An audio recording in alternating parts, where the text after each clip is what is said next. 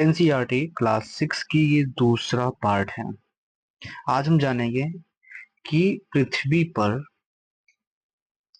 स्थानों की स्थिति के बारे में, कि कैसे हम पृथ्वी पर किसी स्थान को जानते हैं, कैसे हम वहां तक पहुंचते हैं, उसके लिए क्या चीजें बनाई गई हैं और किस तरीके से उसको सरल बनाया गया है। पृथ्वी अंतरिक्ष में स्थित है। आप बात समझिए, भारत में हुआ करते थे आर्यभट्ट आज से 1500 साल पहले। उन्होंने लगभग 2000 साल पहले 500 एडी में है, उन्होंने सबसे पहले बता दिया था कि पृथ्वी अंतरिक्ष में स्थित है, जो जल, पृथ्वी, अग्नि, वायु से बनी है और यह गोलाकार है। यह सभी स्थलीय जलीय प्राणियों से घिरी हुई है। तो कभी आपसे कोई पूछे तो भारत प्राचीन काल में बहुत ही वैज्ञानिक दृष्टिकोण रखता था।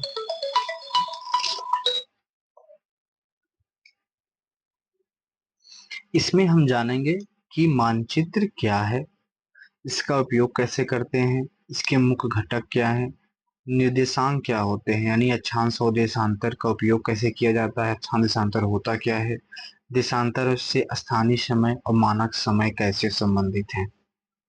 दोस्तों, यही 3 मुख्य पॉइंट पे पूरा चैप्टर होगा। ये बहुत बेसिक चीज है भूगोल की, लेकिन बहुत सारे बच्चों को नहीं पता होती है, और बिना इसके आप पूरे भूगोल में ये सबसे इम्पोर्टेंट टॉपिक होता है, ये बेसिक है। तो हम इस किताब को पढ़ते चलेंगे, आप सुनिए और समझने की कोशिश करिए। कल्पना कीजिए कि आप पहली बार किसी नगर की यात्रा कर रहे हैं। ये बच्चों के लिए है, तो ये कहानी के रूप में बता रहे हैं कि आप एक स्थान से दूसरे स्थान पे कैसे जाएंगे।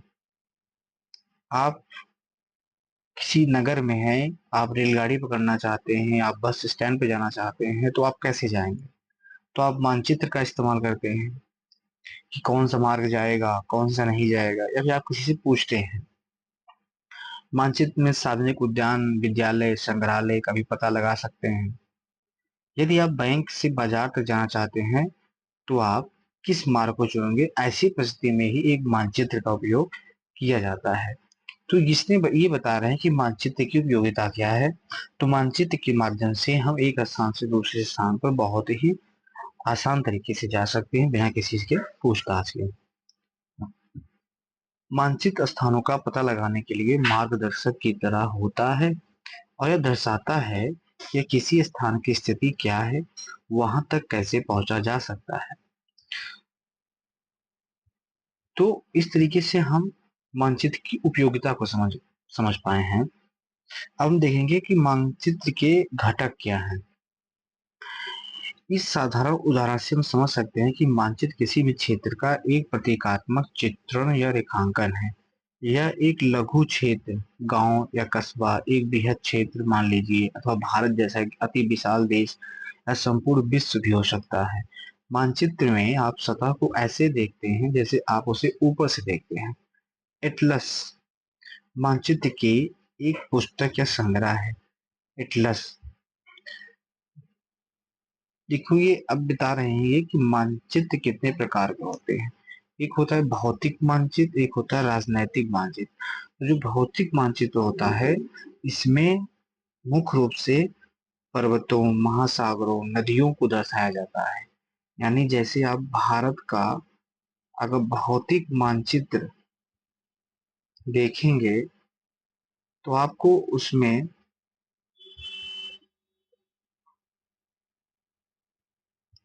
पर्वत पठार, जैसे यहाँ पे अरब सागर, यहाँ बंगाल की खाड़ी, हिंद महासागर, इधर हिमालय, यहाँ पश्चिमी घाट, नीलगिरी पर्वत, अरावली, नदियां नर्मदा, ताप्ती, गंगा, यमुना, सिंधु, इस प्रकार से नदियां, यहाँ ब्रह्मपुत्रा नदी, ये सारी चीजें देखने को मिलती हैं।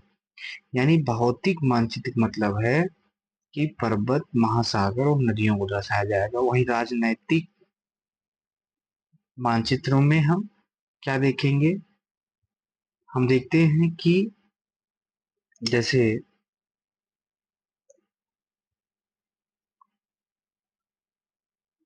हम इसमें देखेंगे,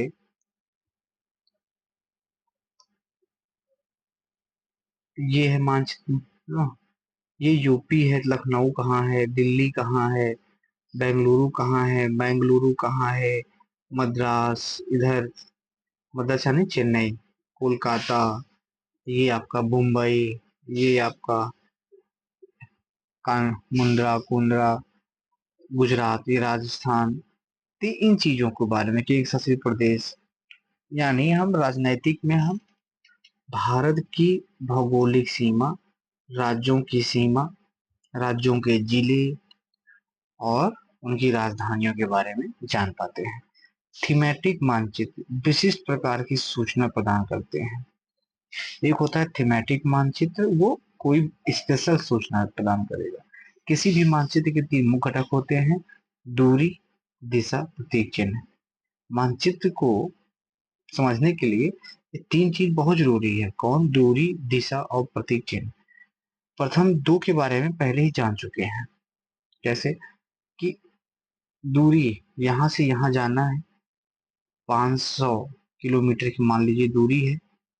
तो जब हम मानचित्र बनाएंगे तो हम एक स्केल लेंगे, क्योंकि इतना बड़ा मानचित्र बना नहीं सकते, कि 1 सेंटीमीटर बराबर 500 किलोमीटर, या फिर मान लेते हैं 1 सेंटीमीटर बराबर 100 किलोमीटर। या जब हम अपने स्केल से मैप पे नापेंगे, अगर वो 1 सेंटीमीटर है तो हम उसको मान के लेंगे उसकी दूरी 100 किलोमीटर है। अगर वो 10 सेंटीमीटर की दूरी पे है तो 10 × 100 बराबर 1000 किलोमीटर की दूरी पर है। ऐसा हम मान चलते हैं। और दिशा भी जानना बहुत जरूरी है, कि नॉर्थ है, साउथ है, ईस्ट है, कि वेस्ट है। उस हिसाब से हम आगे पीछे बढ़ते हैं। जो प्रतीक चिन्ह होता है, इससे ये पता चलता है कि वहाँ क्या है।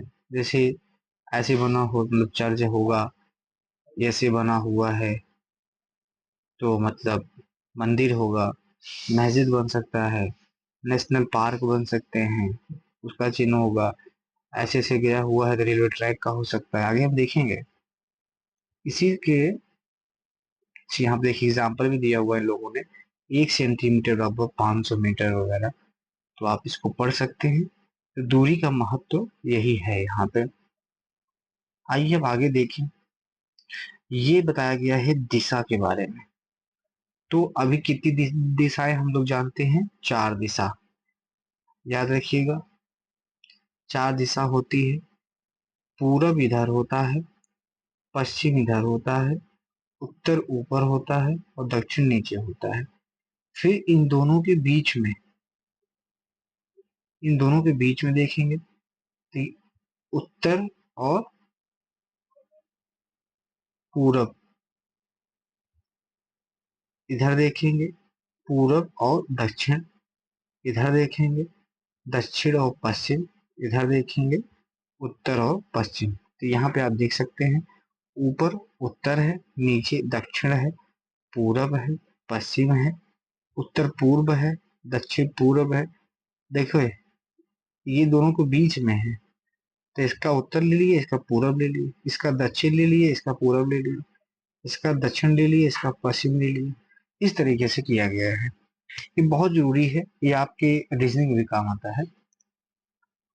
तो दाईं ओर शीर्ष पर स्थित 4 तीरों वापस आते हैं।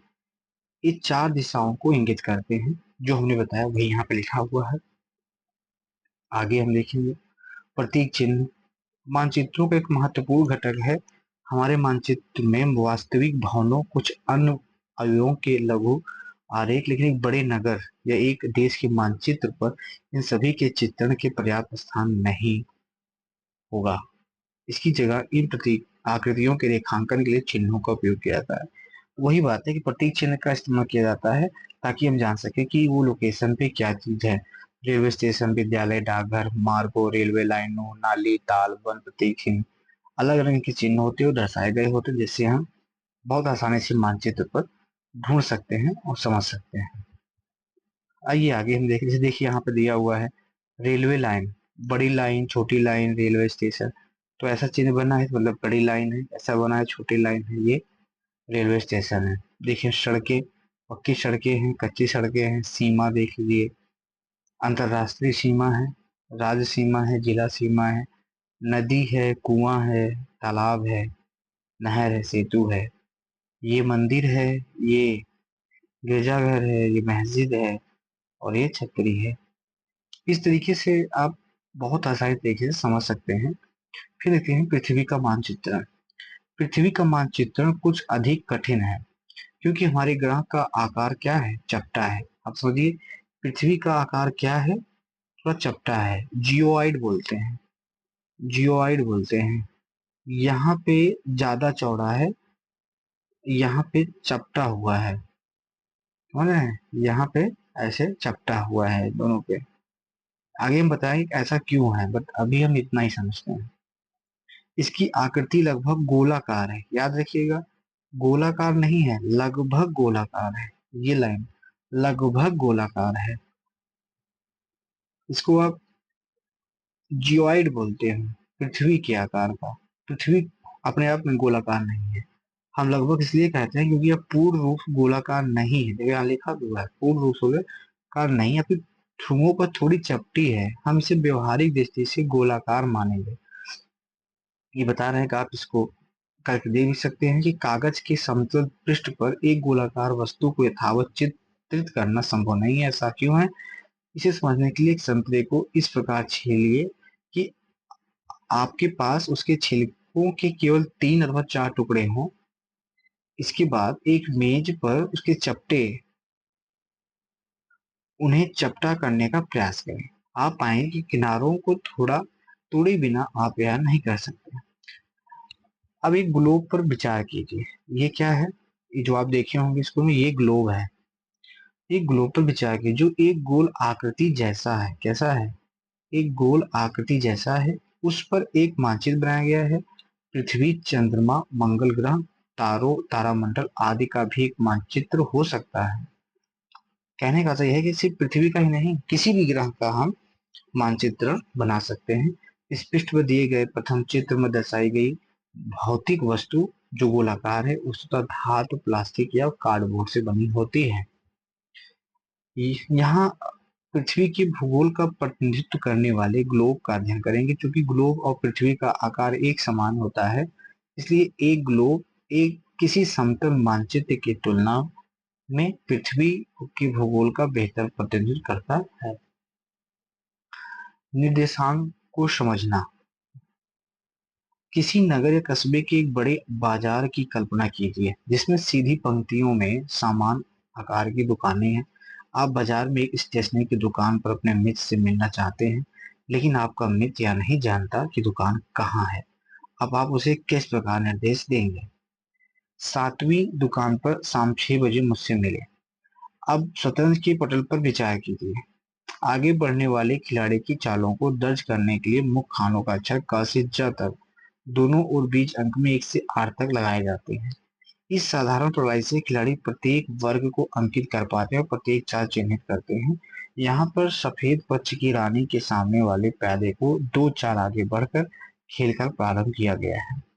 यहाँ ये जो कहानी बताई गई, इसका मतलब ये है कि आपको यहाँ से यहाँ अगर जाना चाहते हैं तो आपके पास कोई ना कोई निर्देशांक होना चाहिए। जैसे मैं आपको बता दूं तो आप बिना किसी से पूछताछ के डायरेक्ट यहाँ तक पहुंच सके। जैसे आज के समय में जीपीएस काम करता है मोबाइल में, तो आप कैसे यहाँ पहुंचते हैं कि जीपीएस 2 कोड बताता है। एक वो कोड होता है अक्षांश और देशांतर, तो दोनों पे ये देशांतर है, ये अक्षांश है, दोनों जहां क्रॉस करती हैं यही आपकी लोकेशन होती है। जैसे आप अभी अपने फोन में अगर लोकेशन ऑन करेंगे तो वो बताएगा अक्षांश और देशांतर दोनों वही जहां क्रॉस कर रही हैं वही आपका लोकेशन है, तो उसी का कोड बताती है। अब देखिए हम बात करेंगे अक्षांश क्या है। ग्लोब को पुनः देखते हैं। उत्तर ध्रुव दक्षिण ध्रुव की पहचान करना सरल है। जैसे ग्लोब है, तो ये क्या है, क्योंकि मैंने बताया था दिशा पहले ही ना, ये ईस्ट है, ये वेस्ट है, ये नॉर्थ है, ये साउथ है। तो उत्तर दिशा ये है, तो उत्तर में ये नॉर्थ पोल अर्थात उत्तरी ध्रुव है, और ये दक्षिणी ध्रुव है। इसको जानते रहिए, ये दक्षिणी ध्रुव है। जब यह घुमाया जाता है तो ऊपरी और निचले स्तर पर स्थित बिंदु दो ध्रुव है, भूमध्य रेखा होती है, इसके मध्य में भूमध्य रेखा है। अगर हम इसको इसे मिला दें पूरा, ये जो रेखा है, ये जो रेखा है ये क्या है, ये भूमध्य रेखा है। इसको 0 डिग्री भी लिख सकते हैं, ये भूमध्य रेखा है। ठीक, भूमध्य रेखा पर खड़े हैं, अगर कोई व्यक्ति भूमध्य रेखा पर खड़ा हो और दोनों ध्रुवों में से किसी एक ध्रुव की ओर यात्रा करे, ऐसा करते समय भूमध्य रेखा से आपकी दूरी बढ़ती जाएगी। अक्षांश भूमध्य रेखा से इसी दूरी को मापता है। आप समझिए, अगर आप यहाँ से इस तरफ ऐसे जाते हैं या फिर इधर जाते हैं, तो आप भूमध्य रेखा से आपकी दूरी बढ़ती जाएगी, जितना दक्षिण ध्रुव की जाएगी की तरफ जाएंगे या फिर उत्तर ध्रुव की तरफ जाएंगे। तो असल में अक्षांश भूमध्य रेखा से ध्रुवों की ओर जाने पर दूरी को मापता है। ठीक, यही कह रहे हैं। आप इस यात्रा के किसी भी बिंदु पर एक काल्पनिक रेखा खींच सकते हैं जो भूमध्य रेखा के समानांतर पूरब से पश्चिम की ओर जाती है। याद रखिएगा कि अक्षांश जो होता है वो ये खींचा गया है, ये वेस्ट है तो ये ईस्ट है, पश्चिम से पूरब की तरफ खींची गई है, यही बात कह रहे हैं। फिर हम देखते हैं, इस प्रकार की रेखा को अक्षांश या समानांतर कहा जाता है। यह पृथ्वी के चारों ओर एक वृत्त बनाती है। ये बहुत जरूरी चीज है कि जैसे ये पृथ्वी है, ये भूमध्य रेखा है 0 डिग्री। इसके बाद में कहना है कि अब हम अक्षांश बनाएंगे, तो ये ऐसे इधर इधर पीछे भी ऐसे है, क्या बना रहे हैं, ये वृत्त बना रहे हैं, प्रत्येक रेखा पृथ्वी पे वृत्त बना रही है। और भूमध्य रेखा से जैसे जैसे आप पोल की तरफ जाएंगे, ध्रुव की तरफ जाएंगे, चाहे इधर जाएंगे, तो वृत्त जो है वो छोटा होता जाएगा, छोटा होता वृत्त छोटा होता जाएगा। ठीक है, इसके अलावा इस तरीके से अगर अक्षांश में सबसे बड़ा जो वृत्त बनेगा वो भूमध्य रेखा के माध्यम से बनेगा। तो अक्षांश से 0 डिग्री या फिर भूमध्य रेखा से सबसे बड़ा वृत्त बनेगा। आगे देखते हैं, पृथ्वी की चारों ओर वृत्त बनाती है। ग्लोब पर यह सुनिश्चित करना सरल है कि सबसे बड़ा वृत्त, देखिए विषुवत वृत्त है, बहुत बड़ी बात है, सबसे बड़ा वृत्त विषुवत वृत्त है। जब हम जैसे उत्तर की ओर दक्षिण की ओर आगे बढ़ते हैं तो अक्षांश और अंकित वृत्त छोटे होते जाते हैं, यही बात मैं आपको समझाया।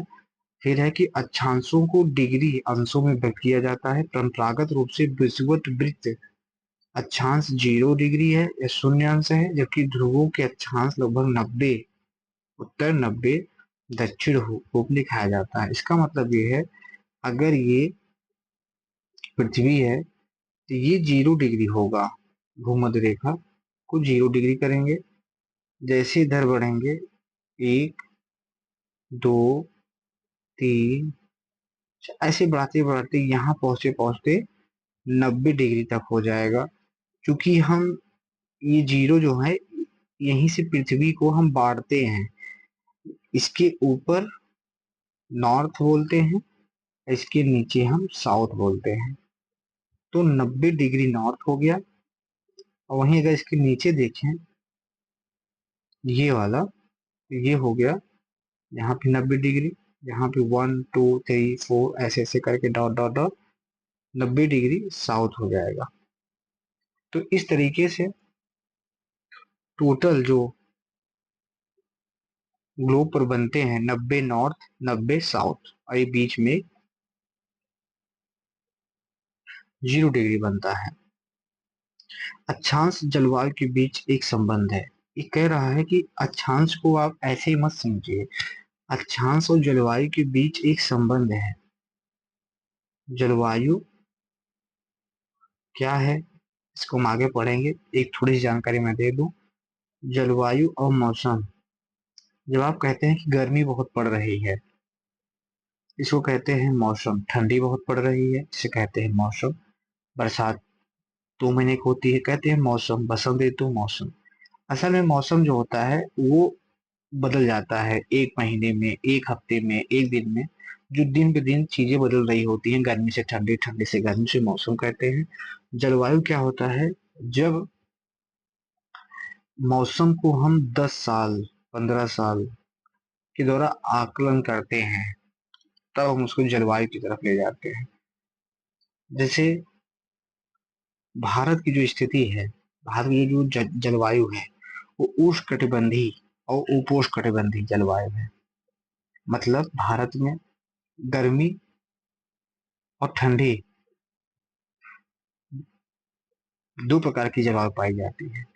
पूरी तरीके से ठंडी नहीं होती है, मिक्सचर होता है। इसको हम आगे समझेंगे और अच्छे से समझेंगे। भूमध्य रेखा के चारों ओर जलवायु सामान्यतया गर्म उष्ण होता है। ये कह रहे हैं कि जो भूमध्य रेखा है, इसे ये है 0 डिग्री है, इसके आसपास जो जलवायु होती है वो गर्म होती है। गर्म इसलिए होती है क्योंकि सूरज की रोशनी बहुत ज्यादा और सीधे पड़ती है, सूर्य की रोशनी, तो यहाँ पे गर्म होता है। इसे उष्ण उष्ण कटिबंध भी कहते हैं। जैसे भूमध्य रेखा से दूर 2 ध्रुवों में से किसी एक की यात्रा करते हैं, तब अक्षांश की डिग्री बढ़ती जाती है और जलवायु शीतोष्ण होता जाता है। इसका मतलब यह हुआ कि अक्षांश बढ़ने के साथ से 1 2 3 4 या 90 है, तो हम बढ़ रहे हैं ना, तो अक्षांश बढ़ने के साथ ही जलवायु बदल जाएगा। हम उष्ण से शीतोष्ण की तरफ आ जाएंगे। जलवायु शीतोष्ण ना, हम उष्ण से शीतोष्ण की तरफ आ जाएंगे। इसको याद रखिएगा कि अक्षांश की डिग्री बढ़ते ही हम उष्ण से जलवायु शीतोष्ण की तरफ आ जाएंगे। उत्तर या दक्षिणी ध्रुव, ये दोनों तरफ लागू होता है, आप इधर भी आ सकते हैं। उत्तर या दक्षिण ध्रुव के निकट जलवायु शीत होती है। मतलब कह रहे हैं, ये जैसे दक्षिणी ध्रुव है और ये उत्तरी ध्रुव है, तो अगर आप इनके करीब पहुंचेंगे, यानी मान के चलिए कि 60 डिग्री साउथ या 60 डिग्री नॉर्थ, अगर इसके ऊपर आप जाते हैं तो आप बहुत ज्यादा शीत जलवायु का अनुभव करेंगे। अब देखिए, यहाँ आर्कटिक, यहाँ अंटार्कटिका, ये सब कितनी ज्यादा ठंडे वाली जगह है। तो कभी भी अगर सवाल आता है कि भूमध्य रेखा से अक्षांशों की बढ़ती हुई डिग्री के साथ जलवायु परिवर्तन होता है, तो होता है, और शीतोष्ण होता है। आप विज्ञान में पढ़ेंगे कि ऐसा क्यों होता है, यह भी, हम एक वर्ष की समय अवधि में विभिन्न ऋतुओं का अनुभव क्यों करते हैं, अभी ये आगे पढ़ाया जाएगा। आप ये मानचित्र देख सकते हैं, पृथ्वी का पूरा बना हुआ है।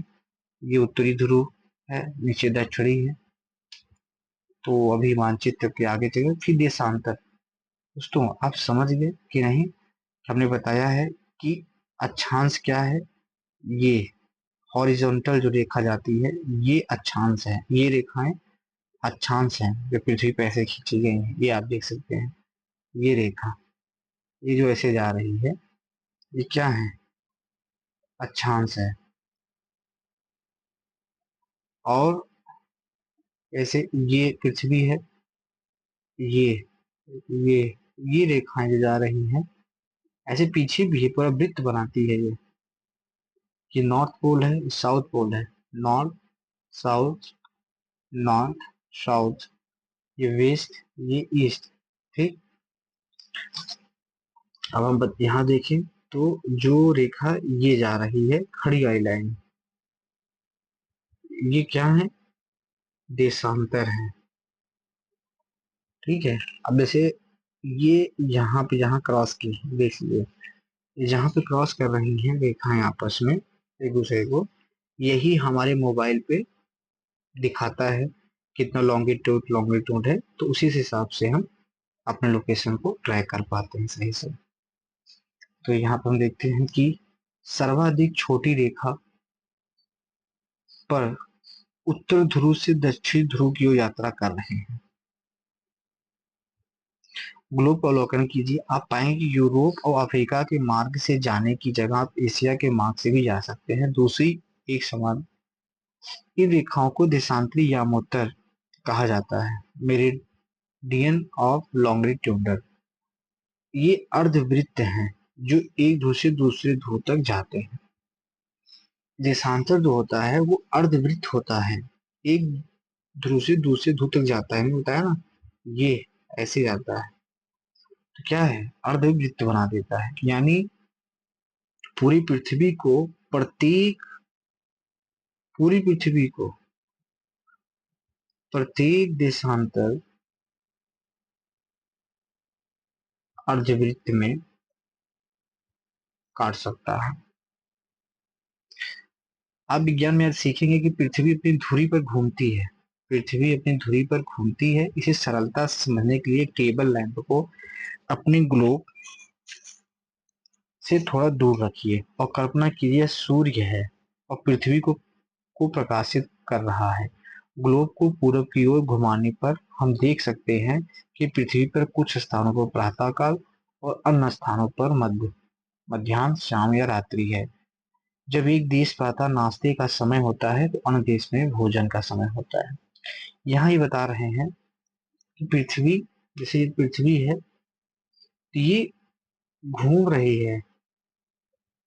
कैसे घूमती है, पश्चिम से पूर्व की ओर घूमती है, ऐसे ऐसे घूम रही है। यही वजह है कि मान लीजिए अगर यहाँ सूरज है, चमक रहे हैं, सूरज है ये चमक रहा है, ठीक, इसकी रोशनी पड़ रही है यहाँ। अगर यहाँ पड़ रही है तो यहाँ तो दिन है, पर यहाँ पे क्या होगा, रात होगा।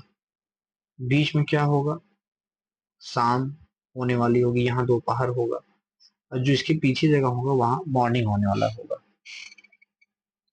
क्या ये कहने का मतलब है। फिर हम देखते हैं, देशांतर को मापने के लिए हमारे द्वारा प्रमुख या मुत्तर कहे जाने वाले प्रमुख बिंदु परिभाषित करना आवश्यक है। इसे ग्रीनविच यमोत्तर भी कहते हैं।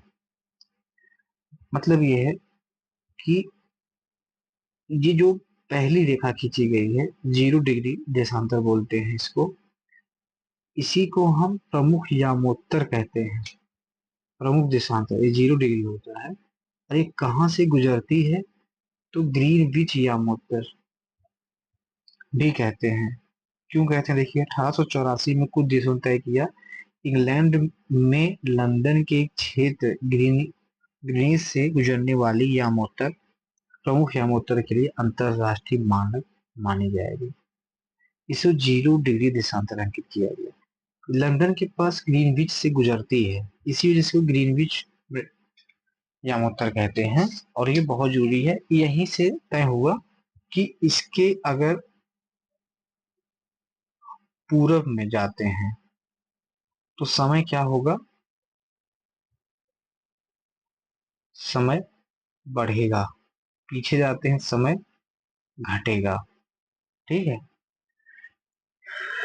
यदि आप ध्रुवों में से किसी एक की ओर यात्रा करते हैं तो जिस प्रकार अक्षांश भूमध्य रेखा से दूरी का एक माप है, उसी प्रकार से यदि आप भूमध्य रेखा के साथ यात्रा करते हैं तो देशांतर प्रमुख यामोत्तर से दूरी मापता है, यानी इधर से दूरी मापता है।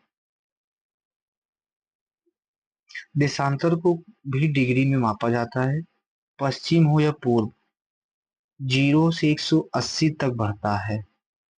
इसमें पश्चिम के लिए प, पूर्व के लिए पू जोड़ देते हैं। उदाहरणतः पूर्णांक का उपयोग करते हुए न्यूयॉर्क का देशांतर 74 पश्चिम, दिल्ली 77 पूर्व, टोक्यो 140। मतलब ये कह रहे हैं जैसे मान लीजिए वो भारत को बताना है दिल्ली कहाँ है, तो हम कह सकते हैं 77 पूर्व वाले देशांतर पर स्थित है। न्यूयॉर्क कहाँ स्थित है? 74 पश्चिम में स्थित है। देखिए इससे बटा हुआ है, इससे ये 0 डिग्री गया तो ये ईस्ट है, ये वेस्ट है। भारत पूरी तरीके से ईस्ट में भी है और नॉर्थ में भी है। तो जब हम देशांतर की बात करेंगे तो 77 पूर्व हो जाता है। अक्षांश और देशांतर मिलकर एक स्थान के दो निर्देशांक होते हैं और दोनों मिलकर ही हम किसी स्थान पर पहुंच सकते हैं। किसी एक के मार्ग बताने से नहीं हो सकता। सिर्फ हम अक्षांश जानते हैं तो भी नहीं पहुंच पाएंगे, सिर्फ देशांतर जानते हैं तो भी नहीं पहुंच पाएंगे। हमें दोनों की जरूरत पड़ेगी तभी हम सही लोकेशन पे पहुंच पाएंगे। इनके साथ आप पृथ्वी पर किसी स्थान का पता लगाने में सक्षम है। जैसे दिल्ली उत्तर 29 डिग्री उत्तर अक्षांश और 77 पूर्व देशांतर। अब जैसे दिल्ली है तो मान लीजिए 77 डिग्री ये पूरब है और ये जो है 29 डिग्री नॉर्थ है। तो ये यहीं पे दिल्ली स्थित होगी जहां एक दूसरे को क्रॉस कर रहे हैं। एक की उपयोगिता है, एक बात और समझने वाली है कि पृथ्वी पर देशांतर ऐसे हैं, अक्षांश ऐसे हैं।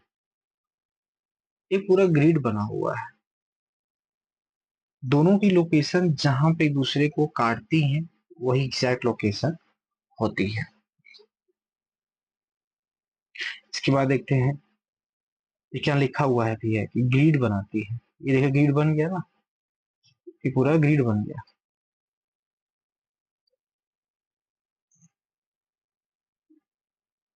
इसके बाद हम देखेंगे, ये देखिए ग्रीनविच यामोत्तर। ग्रीनविच यामोत्तर क्या है? ये ये जो देखा जा रही है यहीं पे स्थित है, लंदन के पास ग्रीनविच। क्योंकि जिस समय किया गया लगभग 1884 ना, लगभग 1884 में ग्रीनविच को अपनाया गया है। यहाँ आप देख सकते हैं। तो उसमें ब्रिटेन सबसे पावरफुल था, पूरी दुनिया पर उसका कब्जा था, जो कहता था वही होता था, वो उसका दादा था। तो उसने कहा कि हमारे यहाँ से लिया जाएगा, तो उसी के यहाँ से लिया गया। ये भूमध्य रेखा है। आप एक चीज नोटिस कर रहे होंगे कि ये सही से नहीं रखी गई है, ये कुछ झुका हुआ है। तो ये लगभग 23.5 डिग्री पे झुका हुआ है। आगे हम पढ़ेंगे क्यों झुका हुआ है, इसका प्रभाव क्या पड़ता है। ये देखिए, ये जो बीच से देशांतर के माध्यम से पश्चिमी गोलार्ध हो गया, ये पूर्वी गोलार्ध हो गया। और अगर बीच ये भूमध्य रेखा से ऊपर की ओर उत्तरी गोलार्ध हो गया, ये दक्षिणी गोलार्ध हो गया। तो बहुत अच्छे तरीके से आप समझ सकते हैं। अगर हम देशांतर कैसे करते हैं तो ये पश्चिमी गोलार्ध, ये पूर्वी गोलार्ध होता है। और अगर हम भूमध्य रेखा को ऐसे करते हैं तो ये उत्तरी गोलार्ध, ये दक्षिणी गोलार्ध। और भारत की स्थिति जो है वो पूरी तरह से उत्तर में है और पूरब में है, समझ रहे हैं। जब आप भारत की लोकेशन देखेंगे तो इस प्रकार से हम ये देखते हैं कि ध्यान रखें, कई पाते हैं क्या चीज है जिसको हमें ध्यान रखना है। वास्तव में ग्रीनविच यामोत्तर पहली ज्ञात प्रमुख यामोत्तर रेखा नहीं है। यानी अगर कोई कहता है कि ये पहली यामोत्तर रेखा है प्रमुख है, तो ऐसा नहीं है। अतीत में अन्य प्रकार के यामोत्तर भी थे। वास्तव में यूरोप से अनेक शताब्दियों पूर्व भारत की स्वयं की एक प्रमुख यामोत्तर रेखा थी। ये देखिए बड़ी बात है कि भारत में इसके पहले से थी। मैंने कहा ना, क्योंकि वो दादा था तो उसने अपने बात मनवा लिया, वरना भारत में इसके पहले से थी, जिसे मध्य रेखा कहा जाता था। यह उज्जैनी, वर्तमान उज्जैन के मध्य से गुजरती थी। जो प्रमुख यामोत्तर थे, उज्जैन अनेक शताब्दियों तक खगोल विद्या का एक प्रतिष्ठित केंद्र रहा है। अब आप इसको बहुत ही अच्छे से याद रखिए कि उज्जैन उज्जैन जो है वो आज से बहुत पहले खगोल के बारे में एक प्रतिष्ठित केंद्र रहा है। उज्जैन को पहले उज्जैनी कहते थे। यहाँ से प्रमुख यात्रा देखा जाती थी। किसकी? भारत की। भारत की स्वयं की प्रमुख यात्रा जाती थी। लगभग 1500 वर्ष पूर्व प्रसिद्ध खगोलविद वराहमिहिर भी यहीं पर रहे अपना कार्य किए। तो आपको यहाँ से एक और ज्ञान मिलता है कि वराहमिहिर कौन थे? एक खगोलविद पर भी काम करने वाले थे। खगोलविद थे, कहाँ के थे? भारत के थे। तो वराहमिहिर कौन थे? एक खगोलविद थे जो 1500 वर्ष पूर्व थे, उज्जैनी में काम किए हैं। फिर आता है भारतीय खगोलविद शून्य और प्रमुख यामोत्तर सहित अक्षांश देशांतर से परिचित थे। ये बड़ी बात है कि भारतीय खगोलविद जो आज से 1500 पहले थे वो शून्य और यामोत्तर सहित अक्षांश और देशांतर से परिचित थे। उज्जैनी यामोत्तर सभी भारतीय खगोलविद ग्रंथों में गणनाओं के लिए प्रमुख संदर्भ बन गया था। बहुत ही है ये अपने देश की टेक्नोलॉजी के बारे में है। आप समझिए कि जो यूरोपीय लोग कहते हैं वही सत्य नहीं है। हमारे हमारा इतिहास विरासत, ज्ञान और टेक्नोलॉजी से भरा पड़ा है। लेकिन चूंकि इतिहास की लेखन शैली पर भी अंग्रेजों का दबदबा रहा है, तो उन्होंने हमारी संस्कृति, हमारी टेक्नोलॉजी को दबा दिया, अपने को महान बता दिया। इस मानचित्र में उज्जैनी यामोत्तर के निकट के कुछ प्राचीन शहरों को दर्शाया गया है। कुछ शहर के अत्यधिक निकट हैं, जबकि अन्य कुछ दूरी पर हैं। ऐसा इसलिए है कि देशांतर को मापने के लिए सही सही समय रखना आवश्यक है। वर्तमान की तुलना में तब उतना सटीक नहीं था। अब आप देख सकते हैं, ये मैप में भी दिया हुआ है। ये है उज्जैनी, ये है उज्जैनी दोस्तों। तो यहाँ से ये खींची गई थी रेखा 78 75.8। ठीक है, कन्याकुमारी ये लोकेशन है। उज्जैनी महेशमती महेश्वर है। दिल्ली है, कुरुक्षेत्र है, रोहतक है। ये प्राचीन नगर है और आधुनिक नगर देखिए दिल्ली है।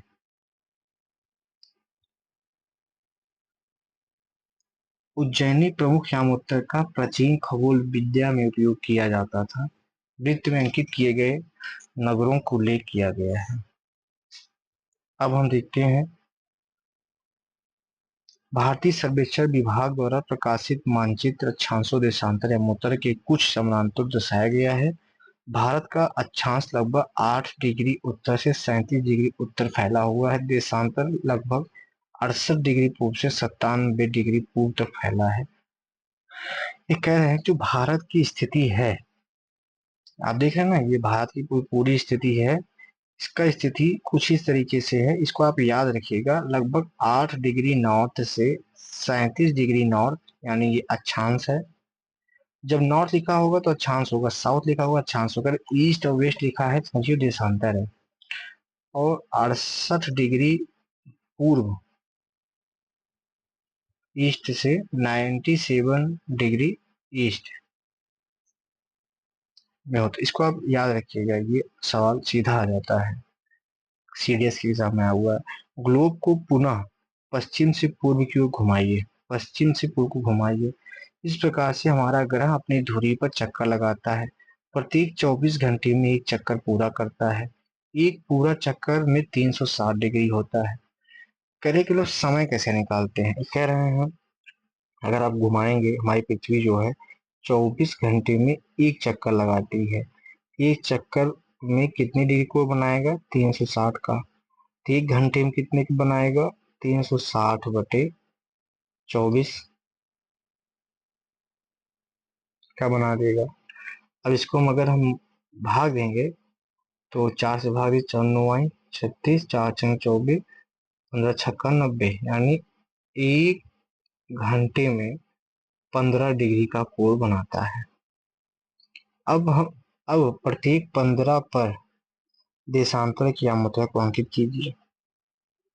मुख्य यामोत्तर से पूर्व की ओर जाते हुए, अब ऐसा है कि मान लीजिए पृथ्वी है, ये ग्रीनविच से 0 डिग्री था। अब अगर आप 15 डिग्री गए आगे तो आप एक घंटे आगे हो जाएंगे।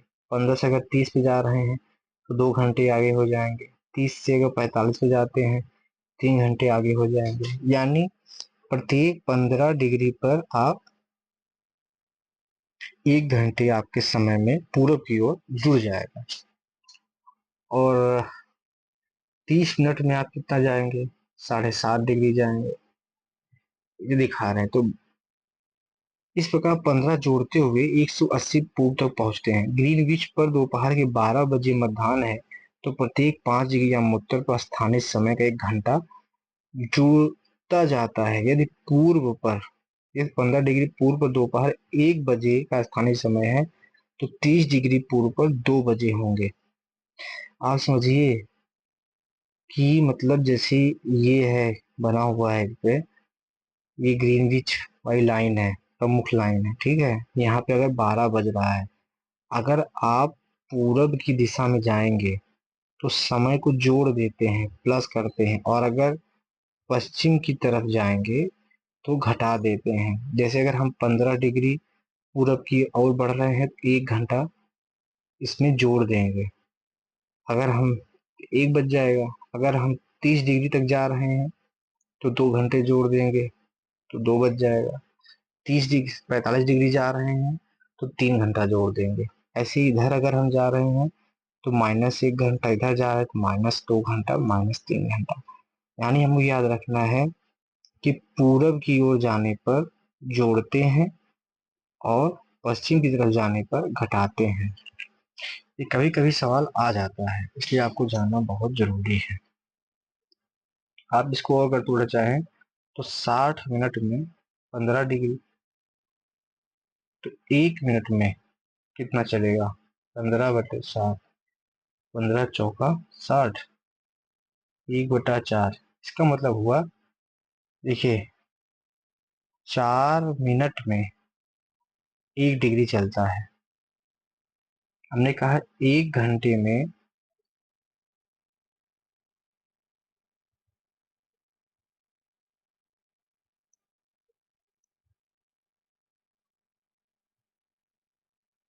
जैसे 1 घंटे में कितना चलेगा, 60 मिनट। 1 घंटे में 60 मिनट होता है, तो अगर 60 मिनट में 30 डिग्री चल रहा है तो 4 मिनट में 1 डिग्री चलेगा। इसको याद रखिएगा। अगर 1 डिग्री बढ़ रहा है तो केवल 4 मिनट बढ़ेगा। एक बार मैं फिर से यहाँ पे बता दे रहा हूँ। 1 घंटे में 15 डिग्री चलता है और 4 मिनट में 1 डिग्री चलता है, याद रखिएगा। और पूर्व जाने पर प्लस करते हैं, पश्चिम जाने पर माइनस करते हैं।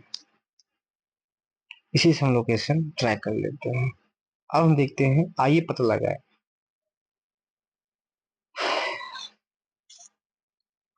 यहाँ देखिए, इस विधि का पृथ्वी पर किसी भी स्थान के स्थानीय समय की गणना करने में उपयोग किया जा सकता है, लेकिन यह विधि किसी देश के अंदर अनेक स्थानीय समयों के उपयोग के संदर्भ में उचित नहीं है।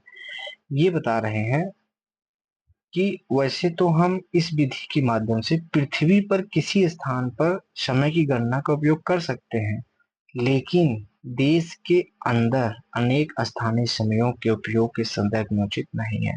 जैसे भारत को अगर आप देखेंगे तो भारत इतना बड़ा है, इसका जो दूरी है वो 30 डिग्री फैला हुआ है। तो 30 डिग्री में कितना अंतर आ जाएगा, 2 घंटे का। यानी यहाँ और यहाँ, क्योंकि 15 डिग्री पे 1 घंटे का अंतर है, तो जो समय यहाँ मान लीजिए 9 बज रहे होंगे तो यहाँ पे 7 बजेंगे, तो 2 घंटे का अंतर है। लेकिन चूंकि हम ग्रीनविच यहाँ है तो हम सिर्फ दिल्ली के लिए ले रहे हैं। यहाँ मान लीजिए जा रहा है ये, तो हम बीच में बनाए हुए हैं अपना प्रमुख, तो यह हम सिर्फ इसी के लिए सत्य है कि भारत में 5.5 घंटे आगे है ग्रीनविच से। 5.5 घंटे, लेकिन देश के अंदर इसका उपयोग नहीं हो पाता। इसी कारण अधिकतर देश उनके मध्य से गुजरने वाले यामोत्तर पर आधारित एक मानक समय को अपनाते हैं ना, क्योंकि ये तो पता चल जाएगा कि 5.5 घंटे दूरी है, देशांतर की डिस्टेंस से हम जान जाएंगे। लेकिन हम ये नहीं जान पाएंगे कि अगर देश बहुत चौड़ा फैला हुआ है तो उसमें कैसे करेंगे। जैसे रूस हुआ, अमेरिका हुआ, कनाडा हुआ, ऑस्ट्रेलिया हुआ, भारत हुआ, चाइना हुआ, इस सब में कैसे जान पाएंगे। ब्राजील भी है उसमें। तो इसके लिए हर देश अपना एक खुद का मानक समय बनाने के लिए यामोत्तर चुनता है। भारत में भी चुना हुआ है 82.5 डिग्री। भारतीय मानक समय IST, India standard time, Greenwich से स्थानीय समय से 5.5 घंटे आगे है। अगर कोई पूछता है कि ग्रीनविच से भारत का समय कितना आगे है तो आप बताएंगे 5.5 घंटे। 5.5 घंटे आगे है। यहाँ भी एक सवाल है कि गुजरात और असम में बैठे दो मित्र पुनः चर्चा करते हैं स्थानीय समय और मानक समय के अंतर को स्पष्ट करने के लिए। गुजरात कहाँ है, असम कहाँ है, इनके बीच दूरी है। अगर यहाँ 10 बज रहा है तो यहाँ शायद 9 बज रहा हो। यह सभी मानक समय समय क्षेत्र में गठित किए गए हैं जो ग्राफ में 15 डिग्री के क्षेत्र के व्यापक रूप से पालन करते हैं। हम देख सकते हैं कि समय क्षेत्र को विभाजित करने वाली रेखाएं पूर्णतया सीधी नहीं होती हैं। यानी जो समय को निर्धारित करती हैं पूर्णतया सीधी नहीं होती हैं। ऐसा इसलिए है, इन्हें अंतरराष्ट्रीय सीमाओं का पालन करते हुए प्रत्येक देश के मानक समय का ध्यान रखना होता है। जो मानक समय होता है, जो मानक रेखाएं होती हैं समय क्षेत्र के लिए, वो सीधी रेखा नहीं है, इसको याद रखिएगा। सीधे एकदम ऐसे नहीं खींच दिया गया है, बल्कि आप ऐसे देखेंगे टेढ़ी मेढ़ी गई है। क्योंकि मान ली कोई देश है, अब उसका फैलाव यहाँ तक है, अगर हम ऐसे सीधी लिखते थे बीचों बीच हो जाता, तो एक ही देश के अंदर दो टाइम, इधर अलग अलग समय, इधर अलग समय हो जाता। इसको बचाने के लिए इन्होंने ऐसे टेढ़ा मेढ़ा बनाया ताकि देश का बॉर्डर न पड़े। मानचित्र में कुछ देशों के भीतर लिखित संख्याओं का उनका मानक समय प्राप्त करने के लिए GMT का उपयोग जोड़े अथवा घटाएं दात्मक चिन्ह। इसे देखिए ये, अब ये पूरी दुनिया का समय दिखा दिया गया है। ये है प्रमुख यामोत्तर ना, ग्रीनविच से जा रहा है 0 डिग्री है। ये +1 घंटा किया हुआ है, यानी 15 डिग्री हम आगे आ चुके हैं।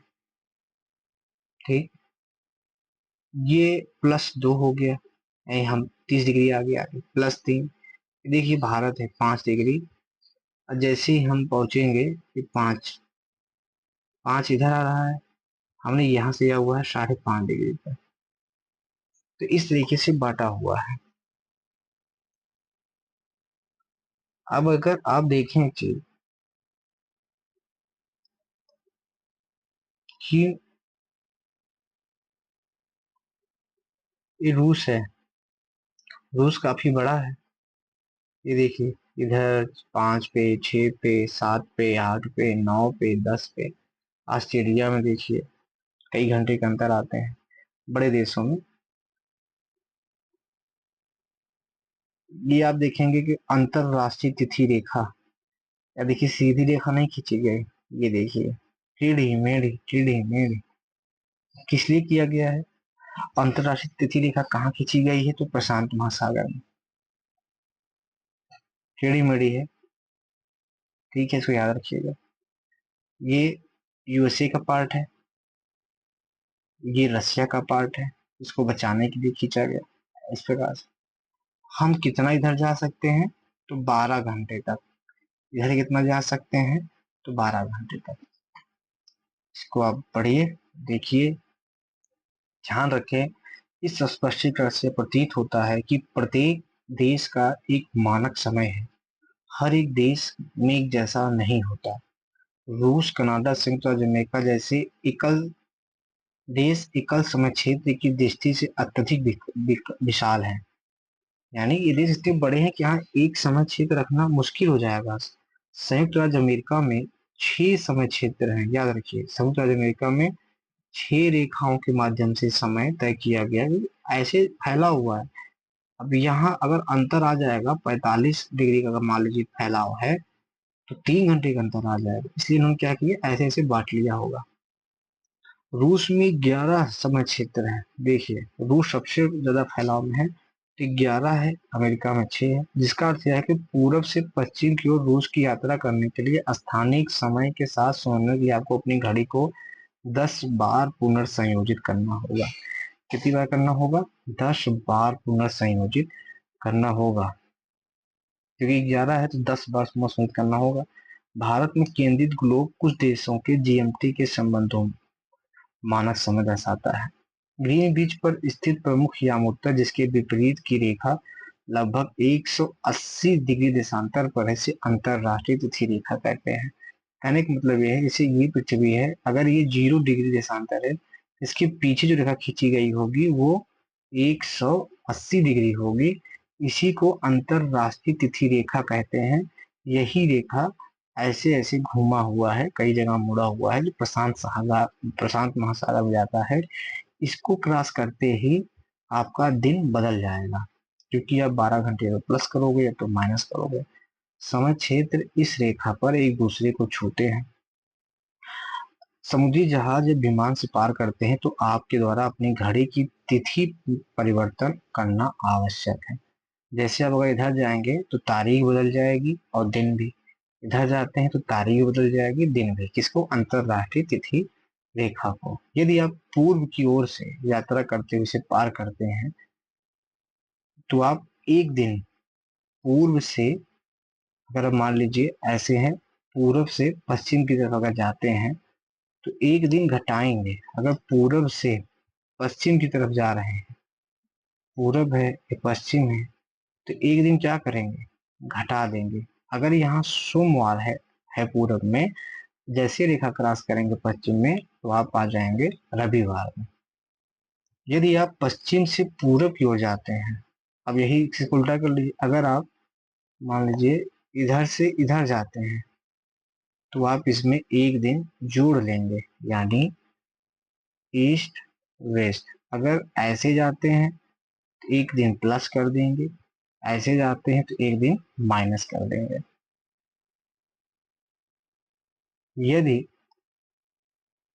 तो आप एक दिन रविवार से सोमवार जोड़ेंगे। हमने कहा कि अंतरराष्ट्रीय तिथि रेखा लगभग 180 डिग्री के देशांतर पर है, लेकिन यह कुछ देशों में एक ही दिन का विभाजन होने से बचने के लिए टेढ़ी मेढ़ी होकर गुजरती है। तो बहुत अच्छी चीज है, बात है कि अंतरराष्ट्रीय रेखा टेढ़ी मेढ़ी क्यों है, कोई पूछता है तो आप बताएंगे कि एक ही देश के अंदर दिनों का विभाजन ना हो जाए। मान लीजिए अब ये अमेरिका के बीचों बीच चला गया, तो यही अमेरिका में यहाँ के लोग कहेंगे आज रविवार है, ये कहेंगे नहीं आज सोमवार है, ये कहेंगे आज क्या है, शनिवार है, कहेंगे शनिवार है, कहेंगे रविवार है। इससे बचने के लिए किया गया, ताकि दिन का विभाजन बचा जा सके। ये यहाँ पे दिखाया हुआ है कि जीएमटी से कौन कितना आगे है, आप इसको देख सकते हैं। भारत 5.5 घंटे है, ये सऊदी अरबिया के पास देखिए 5 घंटे है, ये चाइना है आपका 8 घंटे आगे है, ये लाओस ओस वगैरह है 7 घंटे आगे है। इस तरीके से आप देख सकते हैं। अब आगे बढ़ने से पहले क्या देखेंगे, मानचित्र पृथ्वी के क्षेत्र, चाहे वह छोटा हो बड़ा हो, को दर्शाने के लिए एक अत्यधिक उपयोगी साधन है। मानचित्रों में मुख्य घटक दूरी, दिशा, प्रतीक चिन्ह है। ये सार है इस पूरे चैप्टर का, इसको पढ़िए। पृथ्वी के प्रत्येक स्थान की स्थिति अक्षांशों देशांतरों की एक ग्रिड, पूर्व से पश्चिम की ओर जाने वाली भूमध्य रेखा समानांतर, उत्तर से दक्षिण की ओर जाने वाली काल्पनिक रेखाओं से परिभाषित किया गया है। ये इसका सारांश है, हमने जो पढ़ा इस चैप्टर में। देशांतर से समय निर्धारित किया जाता है और समय क्षेत्र को भी परिभाषित किया जाता है। देशांतर से समय निर्धारित किया जाता है और समय क्षेत्र को भी परिभाषित किया जाता है। अक्षांश से समय नहीं निर्धारित होता, याद रखिएगा, देशांतर से होता है। ग्रीनविच 0 डिग्री देशांतर है, कितनी दूरी है हम ये देखते हैं तो देशांतर से ही करते हैं। अंतरराष्ट्रीय तिथि रेखा मुख्य यामोत्तर के विपरीत 180 डिग्री देशांतर पर स्थित है। अंतरराष्ट्रीय तिथि रेखा को पार करने पर तिथि में एक दिन का परिवर्तन होता है, यानी एक दिन का परिवर्तन बताया। जैसे आप यहाँ ईस्ट है, यहाँ वेस्ट है, ये पश्चिम है। जैसे आप पूर्व से पश्चिम की तरफ आएंगे तो एक दिन क्या हो जाएगा, घट जाएगा। पश्चिम से पूर्व जाएंगे तो एक दिन बढ़ जाएगा।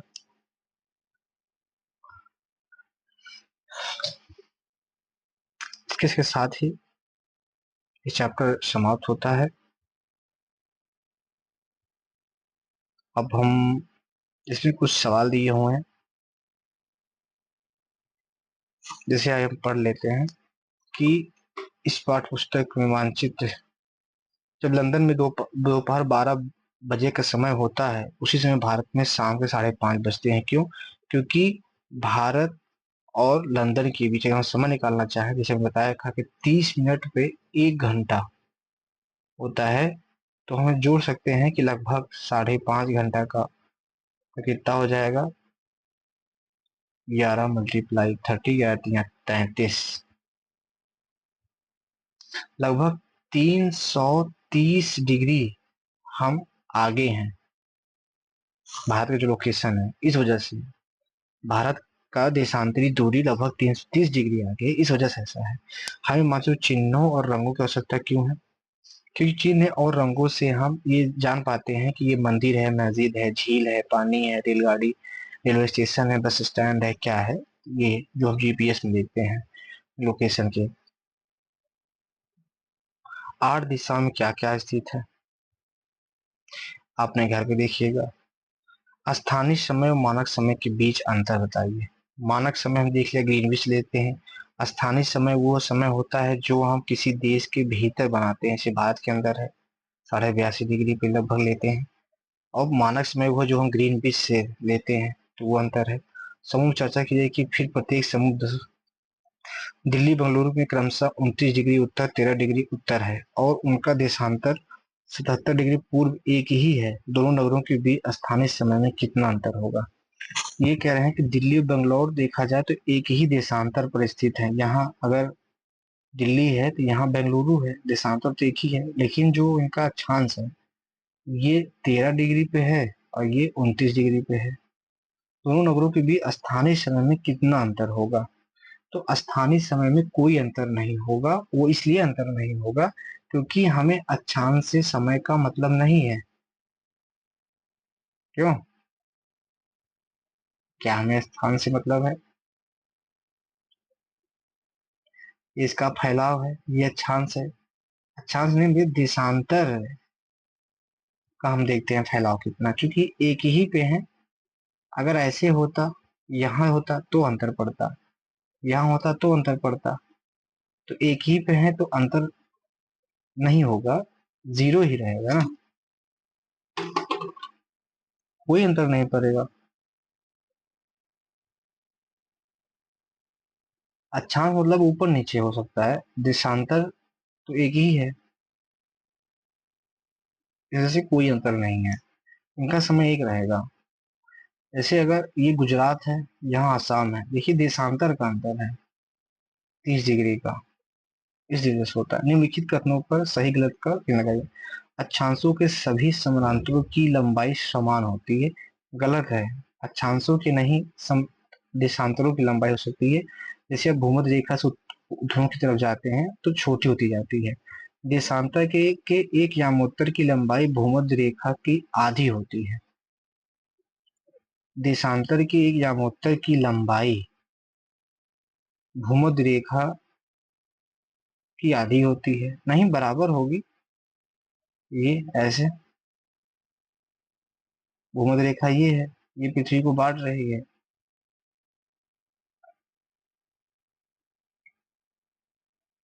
पृथ्वी को अर्धवृत्त ये भी कर रही है, ये भी अर्धवृत्त कर रहे हैं। दक्षिणी ध्रुव अक्षांश 90 डिग्री दक्षिण, सही बात है। असम में स्थानीय समय आईएसटी एक ही है। असम में स्थानीय समय और आईएसटी भारतीय मानक समय एक ही है।